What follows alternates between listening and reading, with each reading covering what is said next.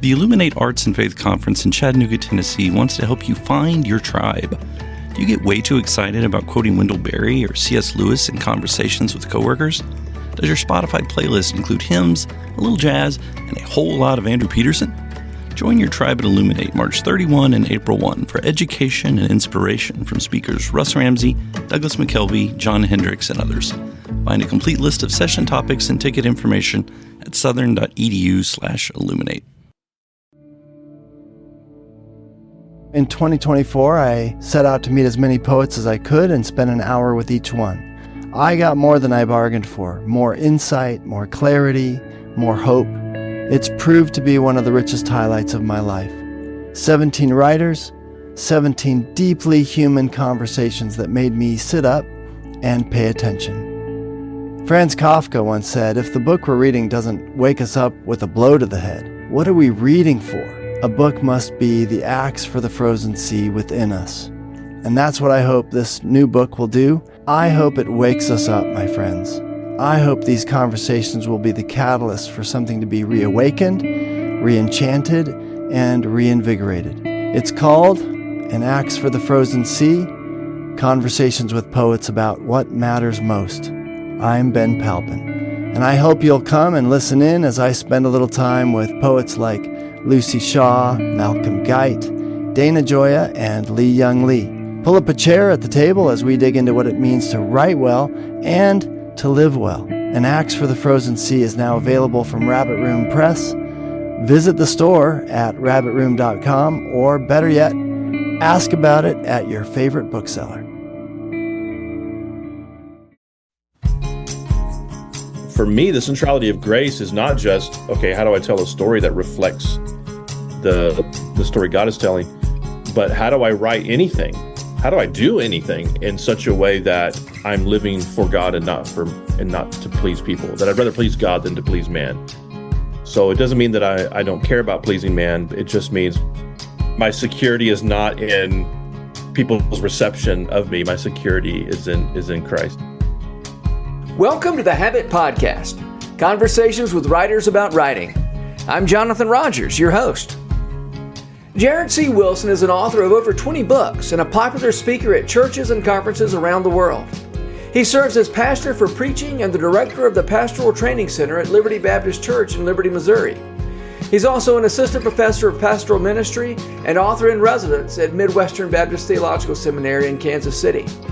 His new book is The Storied Life, Christian Writing as Art and Worship. In this episode, Jared and I talk about the multifaceted calling of a writer and the ways that writing is a means of transformation for the writer as much as a means of communication to a reader. Jared Wilson, I'm so glad to have you on the Habit Podcast. Thanks for being here. Thank you, brother. Thanks, Jonathan, for having me. Yeah. So your newish book, pretty new book, is called The Storied Life, or A Storied Life, The Storied Life? It's The Storied Life. And what's the subtitle? Christian Writing as Art and Worship. Great. All right. So there are lots of books about writing out there. How's this one different from the others? Why did you add this one to the shelf? I've got a sagging shelf of books about writing over here. Well, yeah, I was kind of counting on that because writers tend to like writing books. In fact, books about writing, I guess I should say. In fact, if they're anything like me, you'd almost prefer to be reading about writing than actually doing some writing. Yes, absolutely. But, reading about the creative process, really almost anything, listening to people talk about it, even movies about writers, those sorts of things make me feel creative. And so I just thought, I love this artifact so much, or this kind of resource so much. And I have felt like having been a writer for a long time, thought, maybe I could contribute some things. But I don't know about you, brother. My favorite writing books tend to be the ones that almost read like memoirs or have a lot of personal stories in them. And most of my books, otherwise do. I'm quite a personal writer and like to tell stories.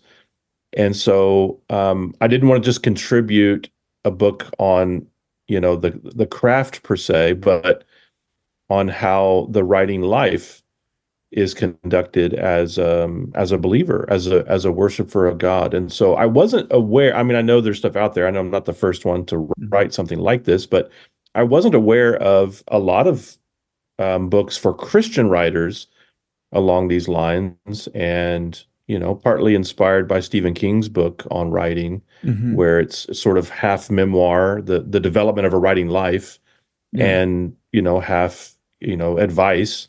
I thought, let me try my hand at that. I wasn't aware of something like that out there. So yeah. Tell me what you mean by the phrase "a storied life." Yeah. Well, it has double meaning, of course. It's, trying to see how the bits and pieces from our own, autobiography, from our own story, can be compelling. I'm convinced everyone has a story, even people who think, that they have a pretty boring life, or nothing, quite spectacular has happened to them. I think once you dig in and get to the internal world, even just the depth of feelings in from childhood, the sense of wonder, or as many I think would say, how their sense of wonder maybe was dampened or was stunted in some way. That all contributes, I think, to something that can be meaningful when expressed in a creative or artful way. So it has that aspect to it, in which I tell kind of little snippets of stories from my childhood, what contributed to my sense of creativity, my love of story and of artistry. But in the opening chapters, what I'm trying to do is really think about writing as a reflection of our creator's composition of the world and the things in it, and especially as the crown of creation, mankind itself. So men and women who can, as a reflection of being made in God's image, create ex nihilo. Whether you're a painter or a poet, when you're looking at the blank white space and something's got to go on there, you are saying, let there be a sunrise, or let there be a story. And it's the closest we get to that creation and the creation mandate. So seeing our own lives as a reflection of the story God is telling in the world, and then seeing our own writing as a reflection of the story that God is telling in the world, that's sort of the germ of what the storied life becomes. Yeah. And of course the idea that that the shape of divine history and the shape of our own I guess I'm talking about eucatastrophe, this tendency in us to all resonate with the story of disaster that is then redeemed. I try to make the case that the best stories, well, and even the reason we spend a lot more time on this in my I teach a writing course at Midwestern Seminary called Writing for the Church, and we spend a lot more time in there than I do in the book per se. But even the reason why genre fiction and genre movies, which guys like you and I might not consider great art necessarily, but the reason they're so popular, and why even guys like us can still enjoy them, even if we wouldn't say the latest Taken sequel is as good as something from Orson Welles or something. But the reason why they so resonate with it is because they follow what I call the liturgy of story, and just as you said, they have the narrative arc to them of the conflict and resolution, and then some sort of sense of triumph or victory. So even the kind of paint by numbers sort of stories, they can be poorly executed. Some are better than others, but the reason why they resonate so much, I think, is because we are wired with this concept of the way time works, of the way God is telling the story of creation. Yeah. You mentioned your sort of the memoiric nature, if I don't know if memoiric is a word, but of this of your book. And you tell a story about early on in your reading life coming across a phrase in C.S. Lewis, or sentence: "We must not be ashamed of the mythical radiance resting on our theology." And that phrase, "mythical radiance," made a big impact on you. Still shapes the way you think about writing. Tell me about that phrase, "mythical radiance." That's not it's not self-evident what that means. So tell me about that. Tell me about mythical radiance and why that's so important to you. Yeah. Well, for Lewis, right, eventually when he became a convert, went from atheism, however the process went, to Christian theism. That biography is so confusing. I can never decide where he is. Is it the motorcycle ride? Is it conversations with Tolkien? Who knows what it is. Yeah. But however the process went for him, he converted. He was fully converted, and yet he looks back and says things like, reading the Edmund Spencer, or Wagner, and all these things. And in particular, the ancient myths and the fairy stories, these things, George MacDonald, that these things sort of baptized his imagination, and he sees the residue of the true story, what he calls the true myth, in all of these images. And in Perelandra, he has where the character Ransom basically says about mythology that it's gleams of celestial beauty falling on a jungle of filth and imbecility, right? Yeah. The idea is, and in his in God in the Dock, I forget the name of the essay, but in that collection, he talks about the light streaming in through the tool shed or the garden shed. Yeah. The idea, it's really a connection to like Plato's, the parable of Plato's cave kind of.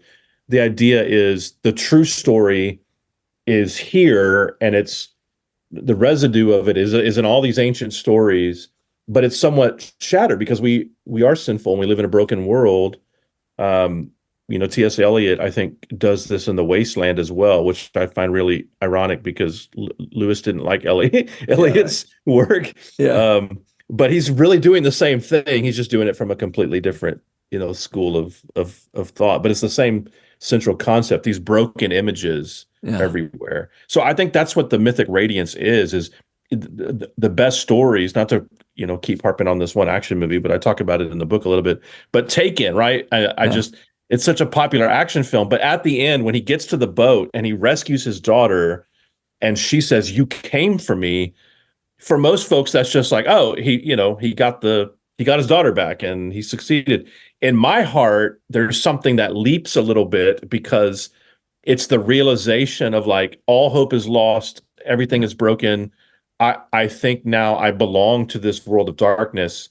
And so there's a surprise, but also a sense of, I knew this would happen when the rescuer, when the Redeemer comes and sets everything back to rights. And I know that's, being a little too philosophical about a popcorn flick, but that's what my heart does. I don't think so. And when you say, for you that resonates, I think that resonates for everybody, whether they know why it resonates or not.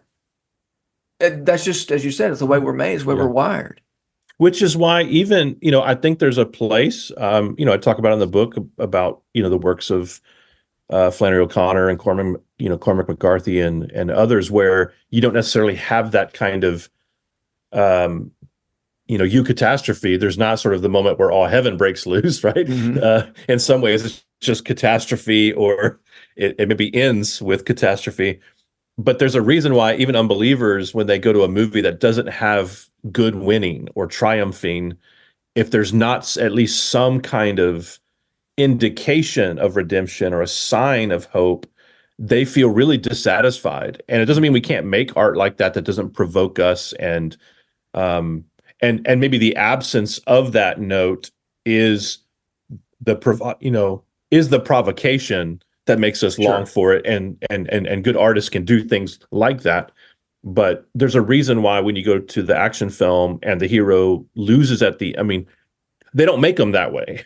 Yeah, right. Because Yeah. we have an innate sense of like good must triumph, or there must at least be some door open Hmm. to the reality of good winning over evil. And, even in those sort of, very stark black and white things that may not even tap into the real complexity in the world, there is still something that strikes us as, no, there's a true story Hmm. that I want to see reflected on this screen or in this book that I'm Yeah. reading. And we know what that true story is. Most, the folks out there, they don't know, but we do. Well, I would also add that the arc of divine history is long, and you can tell a story, you can tell a true story at any point on that arc. You don't Yeah. necessarily have to bring it all the way, bring it into the station necessarily. Yeah. I mean, Judges is in the Bible, right? Yeah, right. Absolutely. Yeah.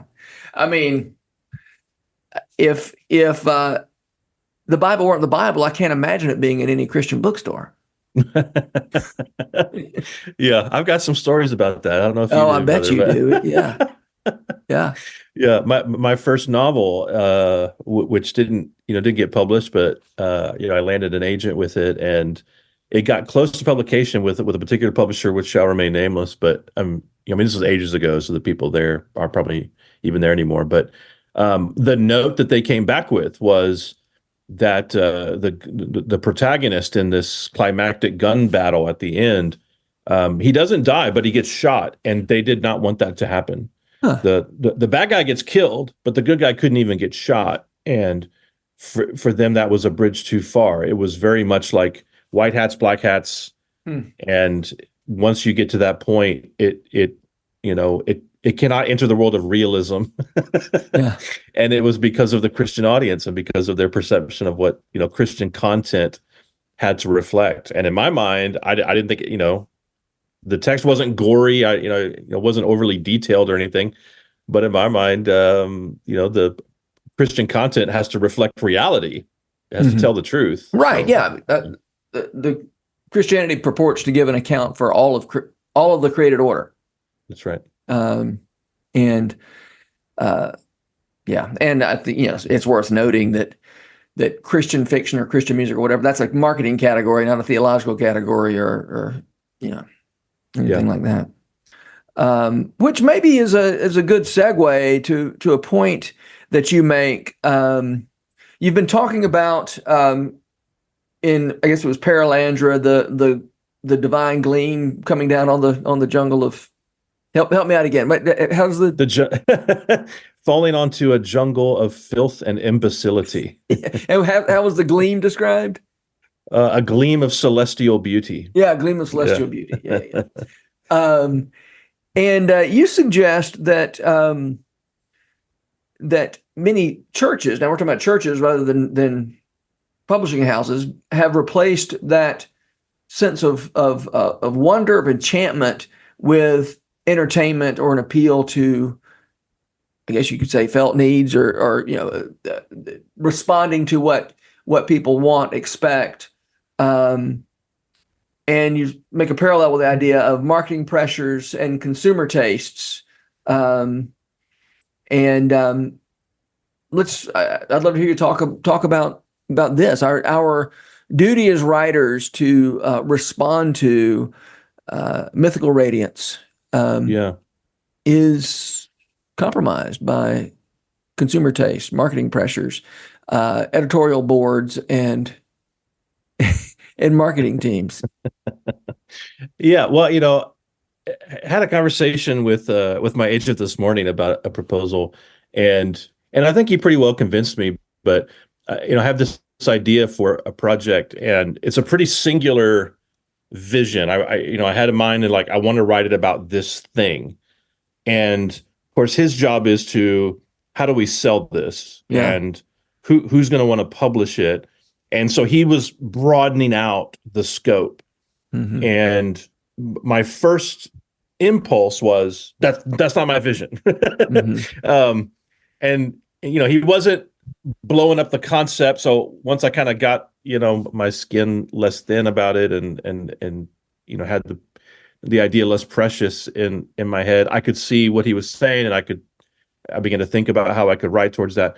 But the idea is that the vision is somehow dictated by what people want rather than what the vision actually is. And certainly we see this in the wider world of, your truth, my truth, this truth, rather than the truth. And when people just mean by that my story or something like that, it's totally fine. But it enters into not just the subjectivity, but into a truth by committee or truth by consensus. And I really think that's very often, we can maybe think of some examples where this isn't the case, but very often that's really the enemy of real artistry. And I think it's the enemy of the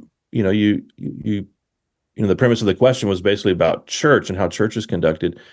When we're tailoring whatever is happening, whatever's being proclaimed towards consumer tastes or market tastes or what we think is going to quote unquote sell, we might actually sell really well. We might actually reach a lot of people, but what are we reaching them with? What are we winning them to? Mm-hmm.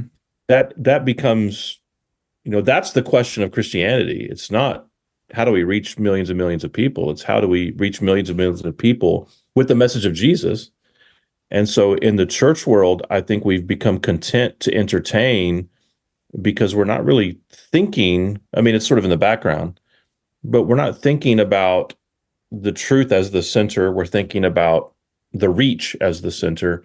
And once you do that, you'll tailor, you'll adjust, you'll create these enhancements. And we realize, gosh, this thing is a stumbling block. And some people hear it as foolishness. Well, how do we shave that off a little bit?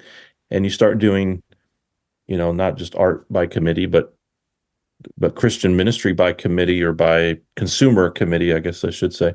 Yeah. And I come out of that world, brother. I was trained for ministry. My first mentor in the ministry and the first several churches that I ministered in were in this, what we used to call the seeker sensitive church. Yeah. Now it's kind of morphed into the big category would be like the attractional church.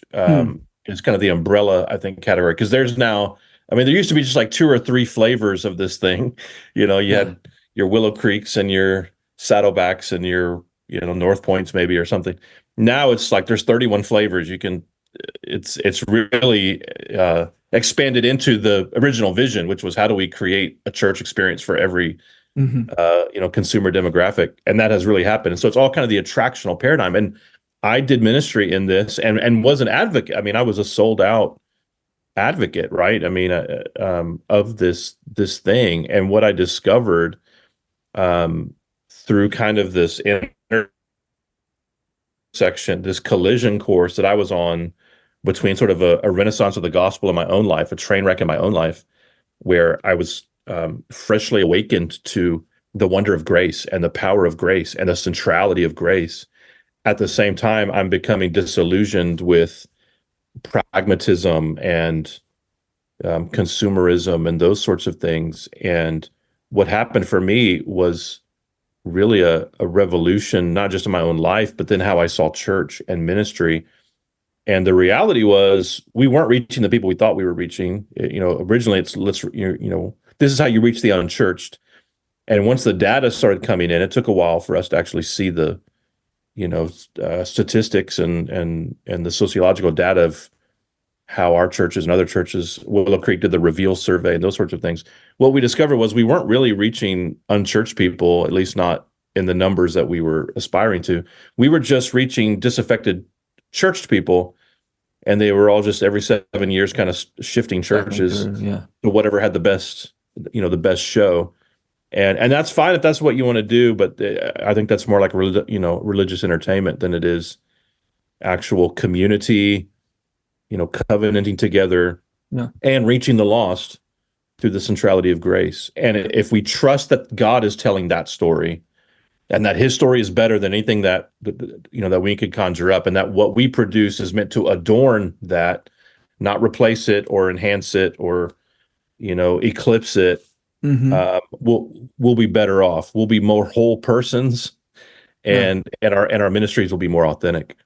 Well, can you translate some of this into what this means for a creative life? How does the centrality of grace, for instance, change the way you think about the work you do as a writer? Um, both when you're sitting at your desk or when you're communicating with an agent or a publisher. Yeah, well, from the content level, the concept of story, which I spent some time with in the opening chapters of the book, to talk about how good stories, or even just the form of writing, whether you're writing fiction or not, because I mostly write nonfiction these days, whether it's a sermon for Sunday or just a nonfiction trade book, how that follows a narrative arc. And that's a reflection of the gospel story. And it has the notion of good news in it. So there's the content level, but then there's just as a person, as a writer, I can be so tied to what others think of me, how people receive me, or just trying to write what people want. And if you're writing for publication, or if you're writing for any kind of public consumption, even if you're not writing books to be published, but you're preaching every week, or you're writing online for people to receive things, or to be read, you have in your mind, at least, I hope people like this, and I want people to, and I want lots of people to like it. And the more people like it, the more there will be of those people who like it. We have that, but to be ruled by that, to be run by that, if I'm only trying to write what people want, you end up, I think, compromising, not just your artistic sensibility or whatever your artistic integrity. That's what every writer and artist is afraid of losing. But you lose a sense of my assurance before God. For me, the centrality of grace is not just, okay, how do I tell a story that reflects the story God is telling, but how do I write anything? How do I do anything in such a way that I'm living for God and not to please people, that I'd rather please God than to please man? So it doesn't mean that I don't care about pleasing man. It just means that I'm not wrecked when the bad review comes in. Or, when I preach what I think was a great sermon and nobody says anything, which is invariably what the ones you think are the home runs are the ones that nobody comments on. That I'm not sort of, lost for 2 or 3 days thinking, what am I doing with my life? But I'm thinking, you know what? I did it as unto the Lord. And my security is not in people's reception of me. My security is in Christ. So I think that's kind of how the centrality of grace speaks to the artistic process. Yeah. I'm always amazed at the disjuncture between when I put something out in the world and I think that's what people really want, and then what people really find interesting, or something I just dashed off turns out to be what. And that's a mercy. I think it's a mercy to the writer to let go a little bit of that perfectionism or those other isms that can drive us crazy. And it's really a relief to say, I just kind of do the work and let the Lord worry about. I don't know about you, brother. And let him worry about the harvest. When I start a project, I've discovered that in the first few chapters, I'm really trying to sound a particular way. Like the first 2 chapters are always more difficult than the last 8 or 9 chapters, because in the first few, I'm like, it's got to sound just so, and it's got to. I'm trying to, I put on a persona of some kind, even if it's just an enhanced version of myself. It's not necessarily consciously I'm trying to sound like John Updike or something. It's just me, like, okay, here's the best version of me, and it takes me forever to get through it, and they're usually longer than they need to be. They usually need the most revision when it's all said and done, and it's because I have this artifice that I'm trying to hold up, and eventually you just get too tired to do that. And around chapter 3 or chapter 4, you're just like, there's a deadline, and it may not be the best in terms of polish, but it's the best in terms of, like, this is my heart. This is really me. This is actually me. And that's, I think, where the real art is not in the artifice, but in you being your authentic self on the page. Jessica Hooten Wilson recently put out that edition of Flannery O'Connor's unfinished novel, not the Violent Buried Away. She finished that one, Why Do the Heathen Rage? And it's striking because we've seen things from Flannery O'Connor when she was young. She was still trying to figure out how to be Flannery O'Connor. Like, the first stories in that collection they're good. They're really good for somebody's MFA thesis, which is what they are, but they're still not Flannery O'Connor. Yeah. And, but then this was at the end of her life, and you can see she's still trying to figure out how to be Flannery O'Connor. Every time she sat down to write, she had to figure out how to be herself. And I found that very comforting, to realize that even Flannery O'Connor didn't just sit down and, my friend Ben Shive is just a brilliant piano player and or keyboard player, and people, I can't remember if I heard Ben say this or somebody say this about Ben. People say, "Oh, I wish I could just sit down and play like that," and somebody said, "Yeah, Ben wishes he could just sit down and play like that too." He doesn't just sit down and play that. He works really hard at this, and then he works hard enough that he can be Ben Shive, And that's great. That's beautiful. And that's kind of what we're all doing, working really hard at just trying to write in our own voice. That's right. I mean, it's one thing I say to to young guys who are wanting to preach, but it's true, I think, of artists as well. Like you just have to do it long enough, and your voice begins to kind of emerge through that the persona that you're trying to be. When guys start out preaching, they're trying to sound like their favorite preachers. Yeah. And you just can't keep that up. And especially, the younger guys who don't have platforms yet, who preach for a preaching class every, 6 weeks or something, they can do it because they've got plenty of time to kind of, let me get, this just so, and let me glue this together and everything else. But when you got to go every week, once a guy enters a pastorate and he's preaching like every single week, it's like, you don't have the time to try to pretend to be somebody else. It's too difficult. Mm-hmm. And eventually your voice just kind of pushes up through that dirt. And I think it's true for writers as well. You just keep going. And you find your voice, not by like, some, specific process, but just through the general process of writing a lot it begins to emerge. You begin to sound like yourself, your true self. Yeah. Yeah, that's good. All right. We're getting close to the end of our time together. So I'm going to skip sort of the end of your book. I want to talk about this idea of not just a call to write, but multiple calls. You have a chapter there toward the end about, the multiple calls involved in the calling to write. And so you talk about the call to grow, the call to empathize, and the call to limitations. I'd love to get you to talk about those three things. And then I want us to spend a minute talking about the difference between an external call and an internal call, which is something that you talk to your seminarians about, but it's also relevant to writers. So call to growth, the call to empathize, the call to limitations. Tell me about those three sub-calls within the bigger call to be a writer. Yeah, well, it's me trying to be specific about what answering a call to being a writer specifically is all about. Because, we probably meet, you and I both, and, we meet people all the time who say, "Oh, I'd love to write a book." And, they're unclear on the call to write. What most people who say that mean is, I would love to have written a book. Yeah. Because the call to write is not the call to want to be considered an author or the call to have written a book. The call is to actually do the work. You actually have to follow the call through the disciplines that are necessary, through actually putting in the hard work of what it takes. And if someone feels called to be an author, I say that's fantastic. That's great. That might mean you're following that for years, maybe a decade. I mean, I started trying to write for publication originally as a novelist in 1997. Is the year we moved to Nashville, Tennessee.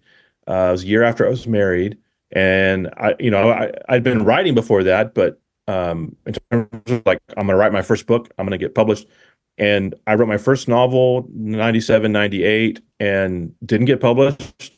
I got an agent with it, which was a great sort of encouragement to me, but didn't get published. Wrote a second novel, didn't get published. Started writing the third novel, halfway through, planted a church.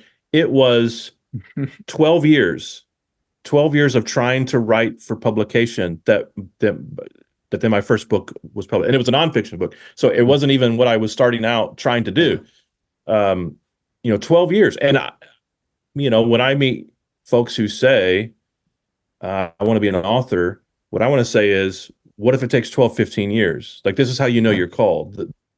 The call is not to be a published author. The call is to put the work in. And so the call to grow is really about not just enduring in the work, because you have to write a lot of crappy stuff before you write anything, anything good. And that's even true for every project, right? Even for good writers who've written a lot, the first draft and the second draft and those sorts of things. But it's a call to develop in the craft. It's a call to excellence, to reading writing books, to listening to writing podcasts, to taking writing classes, to being a part of writing groups. Whatever it takes, you don't have to do all those things, but whatever it takes to grow. That's what the call is. The call to limitations, of course, is to know you're a finite person. You have your skills need to be developed. You're not omnicompetent. There are things that you can write from your experience. There are things you can research that are outside of your experience, but none of us can be, even a little g God when it comes to these things. And so it's good. Like any work. I mean, I just think of like an athlete. I was an athlete when I was young and 100 pounds lighter, but when I'm not an athlete much anymore. But when I wanted to be an athlete and was an athlete, there was a lot of practice. You had to put a lot, and it hurt, and you had to exercise, and you had to build muscle, and you had to get the muscle memory, and you had to, get these impulses and instincts, and all of that is figuring out like, I just don't have what it takes. I have to build that. Yeah. And there are limits to what I can do. Yeah. I can't do everything. That the limits are so important to discerning your calling. I mean, because when you know what you can't, when you know what you just aren't equipped to do. Yeah. That's one less thing you have to worry about doing. When you realize you just can't shoot a basketball. Yeah. Maybe track is your calling. And those of us who've tried maybe to do some things that are outside, I've been asked before, hey, would you think about writing something like this? And sometimes it's from a publisher. When they're initiating, you think, it's actually a pretty good chance that I'll get published if I write this thing, because they're the ones asking me. It's not a guarantee, but the fact that they're initiating. So like you're kind of, I can actually get something out there. But when it's something that's so far out, it's happened to me a couple of times where I just had to say, I just don't think I'm the person to do that. Even though everything inside me and my flesh is going, are you an idiot? Like they're going to give you money and they're going to publish a book. But I'm thinking it's going to be like pushing a boulder up a hill, and writing is hard enough as it is. Yeah. Why do I want to take this thing upon myself that somebody else would be so much better at? Yeah. Knowing your limitations, I think, is really key to answering the call, because you're answering your call, not someone else's. And I think sometimes that's is really important to keep in mind. Yeah. Okay. Talk to me a little bit about the difference between an external call and an internal call. Yeah, I mean, it's as simple as the difference between an inner desire to do something, or a personal desire to do something, and somebody's affirmation that you've got what it takes. So I use that language mainly in my ministry, world and in ministry teaching, to say to guys like the call to ministry. The scriptures describe, Paul says, anyone who aspires to ministry desires a noble task. So that means it is a personal thing. You can have the sense of God called me into ministry, but that can't be the full of it, because it's churches that make pastors, not pastors themselves who make themselves pastors. Mm-hmm. And so you need a church to say, in whatever process that church has designed, whether it's an ordination process or, hey, kid, go to seminary or whatever it is. But it's the church who eventually says, we affirm not just your gifts, but yes, this calling. In fact, we are calling you ourselves. as a voice of God in some ways to steward this, and we're going to help you steward this. And so in the writing, to translate over into the writing world is like, man, to have teachers, to have readers, to have others say, you have what it takes. And I'm talking about, aside from, Aunt Jenny, who likes anything that you've ever done, right? Yeah. Or Mama, who just, Mhm. you can do no wrong in Mama's eyes. But I'm talking about either the marketplace, whether, you're testing the waters online, or, in your writing group or writing class. But for me, especially, brother, it was teachers along the way, even as a kid, who, not to toot my horn, but like I stood out in this area, maybe not in Uh-huh. other areas, but in writing, when you have a teacher who's reading lots of stuff from lots of Yeah. students, go, this one's different. This guy thinks differently. He writes differently. And all the way from fifth grade, even earlier, but especially fifth grade, into college, when I had professors in undergrad who were saying, you need to submit to the literary journal, you need to write, and submit to this contest in this other journal. That was just so affirming to me, because I had this desire. But there's lots of people who want to go be the next, Yeah. Mariah Carey, and they can't carry a tune. We see them all in the first few episodes of American Idol, right? Yeah. So you need the external call. Yeah. And to have that affirmation, I think is so key. People who know what they're talking about, right? Right. So again, not mom, not your best friend who never wants to hurt your feelings, but Can I people push who back know. just a little bit on that? Yeah, go for it. Because I often do talk to people who aren't getting the kind of external, affirmation that they're hoping for. And I don't think it's quite fair to say, yeah, well, give up. Sorry, you're not getting the affirmation you're looking for. So Yeah. how does the writer balance that? Yeah, Sometimes I they don't know if just it's have ungenerous people in their life who that could be true. who Yeah. want to discourage them. I mean, that happens, right? Yeah. Well, I would say the ungenerous person in your life isn't necessarily the person who knows what they're talking about Sure. any more than the person who's very Sure. generous in your life, Yeah. who tells you what you want to hear. Yeah. Um, It's amazing how many people are scarred by things their ignorant older brother yeah, told them. yeah, Yeah. yeah. Or people who are jealous of their gifts, or people who just don't know good writing from bad writing, or who don't get it. I mean, the most common scenario is not necessarily a mom or dad, or a relative, or somebody who thinks that you're writing poorly, but you have a particular artistic sensibility or a particular vision Yeah. for something, and they don't get that. Yeah.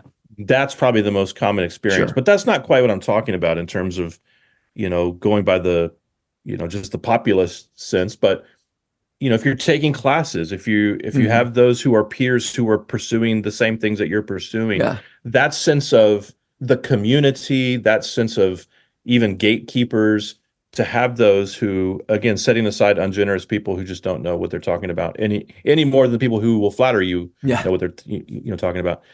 But real people in the know who say, you're not there, but you've got what it takes, right? Yeah. Which is different than saying you need to give up. Yeah. I've said to plenty of students in my writing course, yeah, this isn't quite where you need to be, but you're on the way. Like you've got the stuff. I can see Yeah. where you're going, and if you just keep going, you're going to get better and better. That's a little different than just someone Yeah. who gives you a rubber stamp. Yeah. Yeah. Good. All right. Last question. I typically end with the question, who are the writers that make you want to write? Maybe for you, I'm going to adjust it a little bit. Talk to me about some of your favorite other people besides you who write about writing. What are some of your favorite books about writing? Yeah. Well, I mentioned King. I know that's Yeah. probably the most popular answer. I I've been reading King since I was a kid, so even his writing book, to me, it just hits the right notes. Yeah. The mix between personal story, particularly childhood stories, you even see the development even of, Is I that think, called even On Writing? where Is that the name of that? the interest in it's just called On Writing. Yeah. Yeah. How the horror sensibility came about is really neat. I use On Fairy Stories, Uh-huh. Lewis's collection in my writing course. More recently, I've read Annie Dillard has a book. I think it's just called The Writing Life. Yeah. I would have looked it up, but I think it's No, called Writing you're Life. right. It's the Writing yeah. Life. Yeah, so that one was really again, it's just sort of like snippets. It's the chapters aren't organized really in terms of themes. It's just sort of a development of thought with these sort of sketches, and that's the kind of thing that I really resonate with. I enjoyed. It's not about writing specifically, but Rick Rubin's book on creativity, Oh yeah, which yeah. came out I've not last read year. that.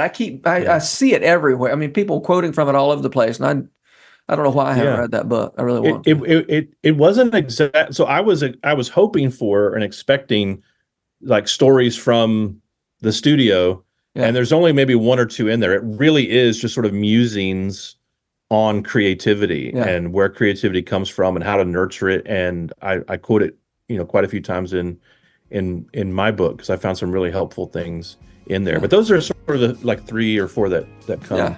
most immediately to mind. Great. Well, Jared Wilson, I really appreciate you coming on and talking to me about writing and the storied life. And so I'd love to catch up again soon. That'd be great. Thanks so much, Jonathan. The Habit Podcast is brought to you by The Rabbit Room, where art nourishes community and community nourishes art. You can support their work, including this podcast, by becoming a member. Visit rabbitroom.com/membership. Special thanks as well to Taylor Leonard for letting us use her song Diamonds as the theme music for the Habit Podcast. You can learn more about Taylor and follow her work at taylorleonard.com. The Habit Membership is a library of resources for writers by me, Jonathan Rogers. More importantly, The Habit is a hub of community where like-minded writers gather to discuss their work and give each other a little more courage. Find out more at thehabit.co.